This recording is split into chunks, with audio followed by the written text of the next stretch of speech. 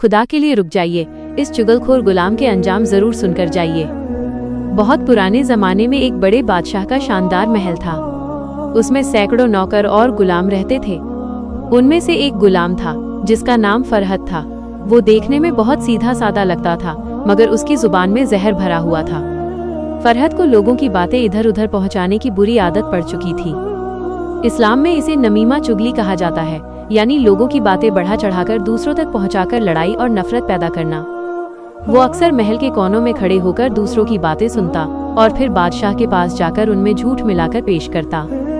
एक दिन उसने एक नेक दरबारी के बारे में कहा, हुजूर, ये आदमी आपके खिलाफ साजिश कर रहा है। बादशाह ने बिना तहकीकात के उस बेगुनाह दरबारी को सजा दे दी। ये देखकर फरहत और बेखौफ हो गया और रोज किसी न किसी की चुगली करने लगा। महल के बुजुर्ग सेवक आपस में कहते थे, इस्लाम में चुगली करना बहुत बड़ा गुनाह है, अल्लाह इसे जरूर पकड़ेगा। इस्लाम का नजरिया। इस्लाम में चुगली और गीबत के बारे में बहुत सख्त हुक्म दिया गया है। चुगली करना कबीरा बड़ा गुनाह माना गया है।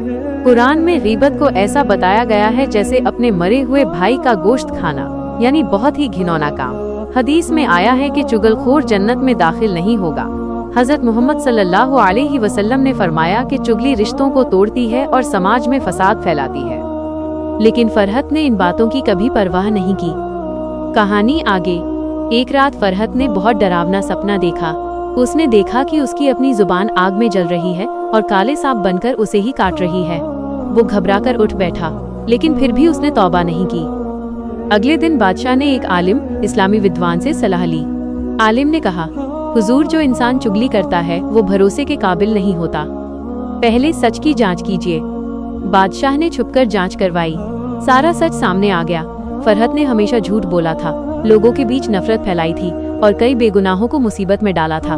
बादशाह ने उसे दरबार में बुलाकर कहा, तूने अपनी जुबान से कई बेगुनाहों को दुख दिया है, आज तेरा हिसाब होगा। फरहत रोया, गिड़गिड़ाया और बोला, मुझे माफ कर दीजिए।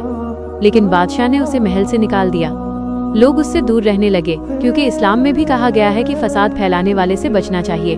कुछ ही दिनों में फरहत भूख, बेइज्जती और अकेलेपन में मर गया। न कोई उसका जनाजा ठीक से पढ़ने वाला था, न कोई रोने वाला। लोग कहते थे, ये चुगलखोर गुलाम का अंजाम था, दुनिया में भी जिल्लत और आखिरत में भी सख्त सजा। इस्लामी सीख खुलासा। इस कहानी से इस्लाम हमें ये सिखाता है, 1. चुगली नमीमा करना हराम है। 2. गीबत करना बहुत बड़ा गुनाह है। 3. जो लोगों के बीच फसाद फैलाता है, अल्लाह उससे नाराज होता है। 4. हजरत मोहम्मद सल्लल्लाहु अलैहि वसल्लम ने हमेशा सच्चाई, सब्र और रहम की तालीम दी। 5.